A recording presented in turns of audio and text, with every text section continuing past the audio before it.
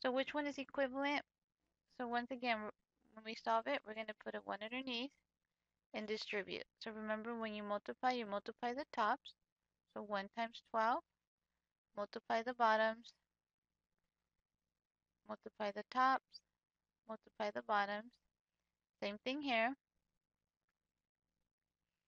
Multiply the tops, multiply the bottoms, and then that's equal to 2b. So 12 divided by 4 is 3. 24 divided by 4 is 6. Negative 4 divided by 2 is negative 2. And 16 divided by 2 is negative 8. Okay. So notice once again, all my answers have the 2b. So I'm not going to solve for this. They just want me to simplify. So I'm going to combine my like terms. So 3b minus 2b is 1b. And negative 6 minus 8 is negative 14.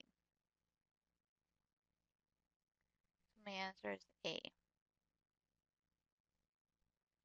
Okay. So we're going to factor number 14. So remember, when we factor, we're going to do guess and check. So two numbers multiplied together, that gives you 2k squared, 2k and 1k. Two numbers multiplied together, that gives you negative 9, 1 and 9. One of them has to be positive, the other one has to be negative. So let's cross multiply to check to see if I get my middle term. Okay, negative 16k, which is correct. So remember, when you write them, you write it straight across. Okay, so I'm looking for 2k plus 1. It's not going to be this one because this is 2k minus 9. So notice that one is 2k plus 1 and k minus 9.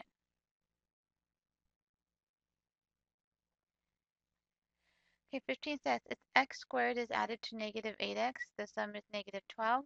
Which of the following could be the values of x? So we're going to write this. So it's going to be x squared is added to negative 8x. The sum is negative 12. Okay, so since we have the middle term has an x, instead of moving the 8, we're going to move the 12. So we're going to have x squared minus 8x plus 12. And we're going to go ahead and factor by guess and check. Two numbers multiplied together, that gives you x squared. Two numbers multiplied together, that gives you 12. Since it's a negative 8, they're both going to be negative, sorry. So let's verify, let's make sure our middle term is negative 8. That checks. So I'm going to have x minus 6, x minus 2. Remember, when we write it, we always write it straight across. And we're going to use the zero product property. So x equals 6, x equals 2. Okay, so I have to see which one of these is in there. So it's not x equals negative 6 because it's positive 6. So the only one that's there is x equals 2. Okay, 16. That's the graph of the equation y equals x squared plus 2x minus 3 is shown below. For what values of x is y equals to 0? So remember, to do this, y equals to 0 is another way of saying the x-intercepts. So what are the x-intercepts? The x-intercept is x equals to 1 and x equals to negative 3. Okay, so factor by finding the greatest common factor. So we're going to find our GCF. Our GCF of 10, 14, and 14 is 2. Notice they all have an x, so I'm going to factor out a 2x. 10 divided by 2 is 5. Since I had 3 x's, took one away, I'm left with 1. 14 divided by 2 is 7. Had 2 x's, took one away. And then 14 divided by 7. So my answer is D. Okay. Number 18 says, how many solutions does 5x squared minus 3x plus 5 equals 0 have? Okay, so to do this, I have to use my discriminant. So I need to find A, B, and C. So A is 5, B is negative 3, C is 5. So B is negative 3, A is 5, C is 5. Negative 3 squared is positive 9. Bring down your negative. 4 times 5 is 20. And 20 times 5 is 100. So 9 minus 100, negative 91. So since it's negative, remember, a ton of work, there's going to be none. Okay, and then explain how you know the numbers of solution, because the discriminant is negative.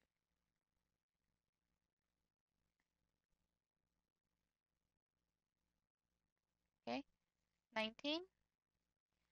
So we're going to do prime tree, two numbers multiplied together that gives you 96, 8 and 12. Two numbers multiplied together that gives you 8, 4 and 2. And two numbers multiplied together that gives you 4, 2 and 2. Two numbers multiplied together that gives you 12, 4 and 3. And again, two numbers multiplied together that gives you 4, 2 and 2. So we're going to circle our pairs. So those are going to go outside. I have one pair of 2. I have another pair of 2's. Whatever I have left stays on the inside. So it's going to be 4 square root of 6.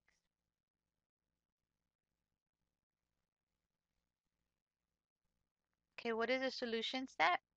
So what we're going to do is we're going to use the quadratic formula. We have 5, negative 5, negative 4. So the quadratic formula is negative b plus or minus the square root of b squared minus 4ac all over 2a.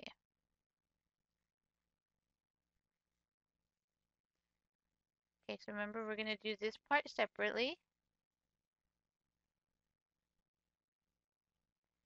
So we're going to have b, a, and c. So negative 5 squared is 25. Bring down the negative. 4 times 5 is 20. 20 times negative 4 is negative 80. Double negatives make a positive, so 25 plus 80, 105. So that's what I'm going to put back. Okay, b is negative 5, and a is 5. So a negative and a negative, once again, that's going to be a positive. That's why we always say the opposite of b.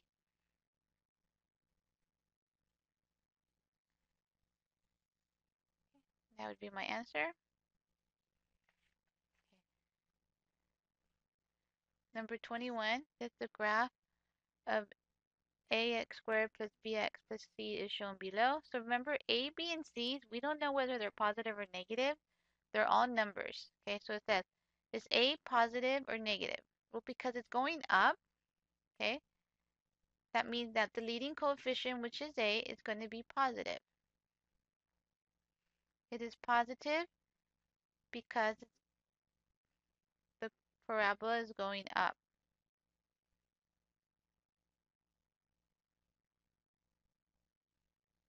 Okay, is c positive or negative? Remember that the c is your y-intercept. So if you look at your graph, your y-intercept is negative 2. So that means it's going to be negative. Why? Because the y-intercept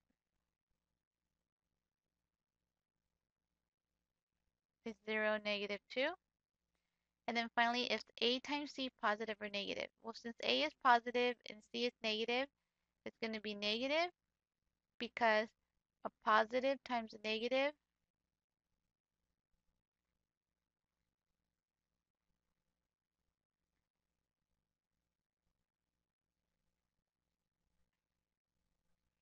is negative.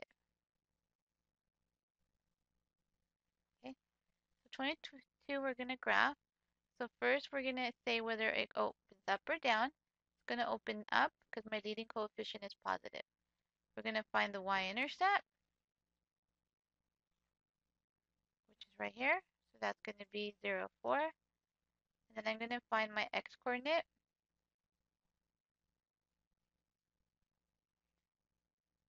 So a is 2, b is 4, c is 4. So I'm going to have 4,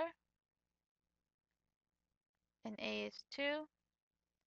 So negative 4 over 4, which is negative 1. Okay, so then I'm going to substitute that back into my equation to find y. So everywhere I see an x, I'm substituting a -1. Okay, so remember when you do this, the squares always goes first. We're going to have 2 times 1, because -1 times -1 is +1. So we're going to have 2 minus 4 plus 4. So y is going to be 2. So my vertex is at -1, 2. So the first thing that you always graph is your vertex. -1, 2. That's also called your line of symmetry, which is your folding line. Okay, so then I'm going to graph my y-intercept. And because this is your folding line, since you went to the right one, you're going to go to the left one. And then you use those points to make your U.